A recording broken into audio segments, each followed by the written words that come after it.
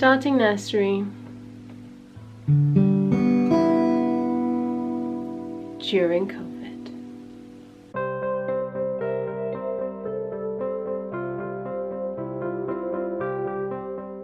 Good morning, good afternoon, good evening, wherever you are in the world. Welcome back to my channel, and if you're new here, my name is Mihaela Gruja. I make weekly videos about motherhood and entrepreneurship, and I also have a playlist on my channel where I show you our garden transformation. As you could tell by my very warm and melodic intro with the guitar that I don't know how to play quite yet, this video is going to be about our experience of starting nursery during COVID. So if you're a new parent looking to start nursery yourself during these difficult times, or if you're just curious and want to see what the process of starting nursery actually entails, then this is the video for you. And I'm going to be structuring it in the following sections. We all love a good structure, don't we? The first section will be about why we chose nursery, what was our thinking behind it, and what were the main reasons for us to start nursery when Harper was 10 months old. The second section will be about the actual process that we went through, you know, from the tour to the settling in sessions to the actual start of nursery and how it's going so far. Finally, I'll have a very short section at the end talking to you about the specific COVID restrictions that are in place right now, specific to our times, that you might want to consider. So without further ado, let's start talking about why we chose to start nursery when Harper was 10 months old. Now, for a bit of context, we live in the UK, and here nurseries are paid for. Now, unlike schools where you have to choose a school based on the postcode in which you live, you can choose whatever nursery you want. So for us, it was just a question of finding one that was relatively close to the house. Luckily, also one that had a Montessori philosophy underpinning its activities and curriculum. The reasons why we decided to start nursery with Harper when she was 10 months old were threefold. The first one, we really wanted her to be able to socialize with other children. Given the COVID restrictions and pandemic life, we have had very little interaction with family members and other friends. At the very beginning of her life, we had some family visiting, and over the spring months and summer months, we had some friends coming for a weekend here or there. Even though I have some friends who also have children, we never had that luxury of time to be able to do play dates and feel relaxed about it, because every time we would meet, we would just be feeling constrained about the fact that we shouldn't hanging out for too long, be too close to each other, wear a mask and all of that stuff. So the social aspect was really, really important to us. The second aspect kind of played into this idea that the sooner we would start, the better it would be. Somewhere between 10 months and 1 year old, we wanted to start just to give her ample opportunity to settle in and feel comfortable with her new environment. And finally, we both work, and it was important for us to be able to balance, you know, work life with family life. I run my own business. I need that time within the day, within the week, to carve out, to dedicate to my business for it to be able to grow and especially survive this very difficult time. But we've managed quite well these last 10 months, kind of tag team, and you hold the baby while I do some work. Now I hold the baby while you do some work, but it's intense, it's tough. And at some point you need dedicated time, 2 to 3 hours, where there's no interruptions and you can just focus on one task. Now, before we actually started, there was a whole process that went on. So in the next section of the video, I'll be telling you about the exact steps that we went through. Alright, the process of starting nursery comprised of 3 main parts. The first one, the tour. The second one, the settling in sessions. And finally, the actual start of nursery. When I identified what nursery I wanted to see, I gave them a call and I arranged a tour. We were so lucky. We went to visit the nursery on a Thursday, and it was the following Monday that new restrictions were put in place. Parents weren't allowed to visit the nurseries physically anymore. They could have only had the option of a virtual tour. Luckily, on that Thursday when we booked in the tour, we were able to go in. There's a slight caveat, both of us couldn't go in at the same time. So happy that we were at least able to go and visit it in person, because I said the next week that wasn't possible anymore. The actual tour was very straightforward. They kind of walked us through each and every room, told us about the way things work and how children get to interact with the workers and how they eat and where they eat and how they play. And they also showed me the various rooms. Depending on the age of the child, they go into a room dedicated to to that age. It was great to have a comprehensive look at the entire education that was happening in the nursery from start all the way to the end. So what happens in all of those stages before they go to school. After we had this initial tour, we had a chat with the director of the nursery in the parking lot, and then her last words to us were, if you want to see the nursery again, feel free to come and visit it again. And we wanted to do that, but as I said, on the Monday they were only giving out virtual tours. So it kind of forced us to think, okay, were we happy with what we saw, or do we want to really see it again virtually? And for both of us, we were very happy with what we saw. We had previously seen another nursery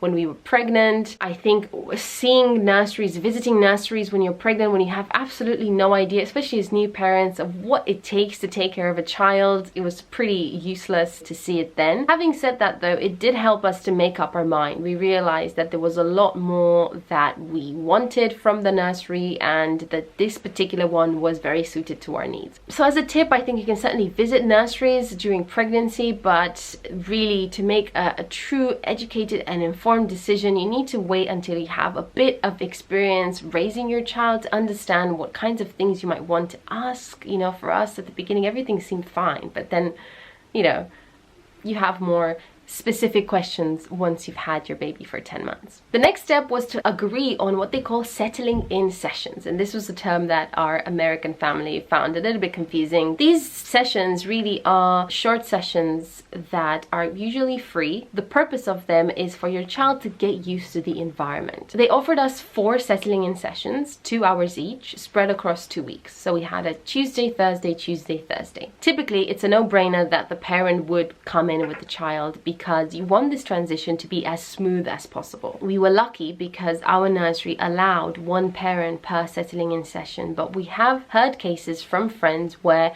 during these settling in sessions they had to leave their child there, and it was a much more heartbreaking experience because imagine, you know, the child has been with you for 10 months. It only knows the comfort of your arms, and then all of a sudden you're giving it to another person, and then you're expecting them to just get used to a completely different environment that has other children in there, so many more toys, so many more adults that they don't recognize, and it can be very, very overwhelming for the kids. So I was very happy that at least, you know, even though we couldn't both go in, at least one of us could be there. During the first settling session, I went in, and then my husband stood by the window where he could see what was happening, and that was really nice. She pretty much clung on to me the entire time. I remember I was feeling very overwhelmed. I thought it was a settling in session for the parent as well, because I was just scanning the room, looking at my daughter's reactions to see whether she needed soothing, and I was getting used to the sounds and the smells and just everything that was going on around me. We should have normally had some time to fill in some paperwork while she was playing, but she wasn't really playing on her own. She was staying very, very close to me, and I just said to the worker, I said, listen, can you just give me the paperwork so I can read it at home, because I cannot focus on anything you're saying to me right now. So that's what we did. We just spent some 2 hours kind of chatting, nothing very important that I had to remember the next day, and she was playing a little bit, sort of gently exploring, touching a few toys, but still not feeling very comfortable leaving my side, which was fine. The second time we went in, which was on a Thursday, I went in again, but then I made a conscious effort to kind of pull away a little bit, to go in the corner of the room and give her some space to explore and check out other toys and check out other kids. It was on that second settle-in session that I actually went into a separate room. Harper couldn't see me, and this was just an opportunity again for her to get used to playing and being in that environment without my presence there. She was fine for about 15 minutes, 15-20 minutes, and then I could hear her crying. So I went in and I quickly calmed her down, and then she went on to play a little bit more, but I was still in the room. The third time, my husband went in, and he basically did the exact same thing. He was in a separate room for a little bit, and then 10 to 15 minutes in, she started crying, and then he calmed her down a little bit, hugged her, and then stayed in the room and played with her a little bit. So she had 3 times of settling in and feeling comfortable with her environment. Now the fourth and final settling in session, I was prepared to also come inside and stay in another room again, but they just told me if I'd be open to leaving and then coming back afterwards. Let me tell you, I totally understood logically, rationally. I knew that that was the right choice, but it felt so hard. Any parent would know that hearing your baby cry pierces through a very, very deep part of your heart. It just hurts. It literally hurts your heart when you hear your baby cry. It was very tough to leave her there, and I cried on the way home. I immediately doubted my decision, even though I knew I had thought a lot about it. We'd spent a lot of time making this decision. It still felt wrong in many ways, and I wondered whether this was the right time, this was the right thing to do. We both started second guessing it and feeling that maybe we were being selfish by wanting this time for ourselves, and maybe we needed to just keep her home as much as we can so we don't miss any of the special moments with her. And all of these questions go through your mind. Just bear in mind that no matter how ready you think you are, there will be moments when you will doubt yourself. I think this goes to say with anything that has to do with parenting. Particularly that moment, it felt really, really sad and heartbreaking. And I remember coming home and telling Garrett, you know, she's there for the first time. We were alone in the house for the first time in what was maybe 6 or 7 months. In theory, we thought that we would be ordering sushi, drinking champagne, and having sex 5 times. But the reality was that we were on the bed holding each other's hand and crying. I remember both of us crying on the bed, waiting to hear an update from the nursery. So they have this kind of online journal where they can post photos and updates from the day to see how she's doing. We're just constantly checking that just to see if they can tell us anything positive. And I think it was an hour and a half afterwards that they did send us an update, and everything was fine and she had settled down and she was having a snack or something. But that hour and a half of waiting felt so incredibly painful. And then we both went to pick her up and just like hugged her, and oh, it was so emotional, especially because when she'd see us through the window, she would immediately start crying and want to be held by us. So that was the end of the actual settling in session. And then it was the following week that we had to properly start nursery, and we had agreed to start on the Tuesday. Now between that last Thursday and that Tuesday, of course, Harper picked up some sort of bug that made her very sniffly and feverish, exactly the way people kind of warn you that, you know, when you start nursery, she's going to pick up everything from all the other kids. It is absolutely inevitable, and actually the sooner it happens the better. Just kind of get it out the way. But she was sick, so that, there you go. We had our first sickness literally before she started, and then she started on the Wednesday. So far it's been 3 weeks of her going in. We have experienced a very gradual but very beautiful development in terms of her feeling comfortable with her nursery. It goes from the extreme, the first extreme of when you hand her to her key worker. Harper has one person only that is her key worker, and if that person's not in, they have kind of a buddy system where there's another person there. But we know that when we drop her off and when we take her back home, we should ideally engage with that one key worker. So that gradual process was from kind of her being in our hands and crying, knowing that she's going to be transferred into the hands of her key worker, and then crying there, and then us kind of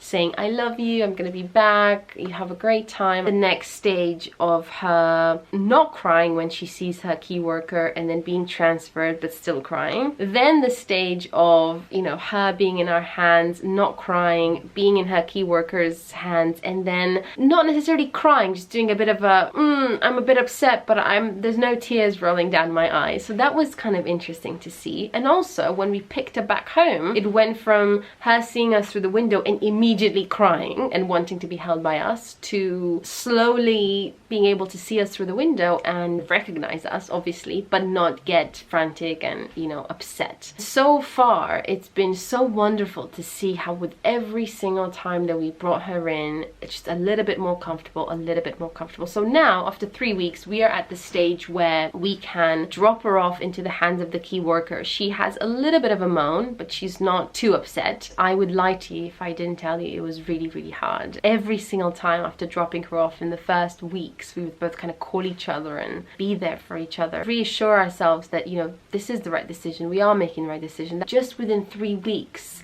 the change has been significant. And the other massive milestone that we have crossed in this period, she had her first nap there. In the first 2 weeks, we would bring her there, you know, just after her nap, and then pick her up just before her last nap of the day. But actually this week we I said, you know, let's try. I told the key worker what the routine is, you know, how she needs to be held and patted and sang to and all of these things, and they're very, very receptive, and they tend to follow exactly what you do at home. Lo and behold, her first nap at nursery, and they gave her a little photo, and it was just so wonderful, because it just means that she's really comfortable. You know, the fact that she can sleep there is a really great sign. In terms of actual COVID restrictions that we have to consider, the first one is related to the fact that we use reusable nappies. Usually, they would be absolutely fine with using reusable nappies, and we would just give them, say, 5 nappies, and they would change her into another reusable nappy. For this period, they're trying to minimize the amount of things that come in the nursery, so they are not accepting kind of fresh reusable nappies to use. Instead, they're using disposable nappies. Kind of have a routine where we put her in a disposable before she goes to nursery. Having said that, last week we didn't have the time. I just said, could you put it in a kind of a wet bag or a plastic bag, and we could take it back home, and that's what they did. It's fine if she goes in a reusable nappy there. Once she's there, she'll be changed into a disposable nappy, so just something to keep in mind. So in terms of the tour of the nursery, one parent could go in at a time. We couldn't both go in. The other thing was that you might get the option of a virtual tour, so we saw the director of the nursery kind of holding her iPad up and going through every single room in the nursery to show parents what it's like. And I think that's amazing that they can offer that. It's just the best you can get in this situation. The other one was that during the actual settling in sessions, they might not even allow you in. So that's the extreme, which we have heard happen from some parents, that they might just say that you're not allowed to go in at all. They're trying to reduce the number of people that go in the nursery. The second milder option is that they allow one parent to go in. And finally, there's just an entire COVID protocol that you have to read on the website and kind of adhere to. Workers wear masks whenever they interact with the parents. There's this whole protocol that is implemented, and every nursery has a whole policy around it, so something to keep in mind. Thanks so much for watching until the end. Please give this video a thumbs up if you enjoyed the information, if you found it interesting. Comment below, tell me if you've had similar experiences, if you've learned something new, if you find any of this interesting. I would have loved to see a video like this before doing this. It's a lot to take in, and no one really fully prepares you for it. You're kind of constantly thinking, am I making the best decision or not? And is this the right thing to do or not? It's not as straightforward as it is now. Looking back, I can see that we made the right decisions, and luckily we've come out the other end feeling more confident about what we decided to do. But when I was making those decisions, it felt really tough. So I hope this helps anyone out there, and yeah, thanks a lot for watching, and I'll see you next week.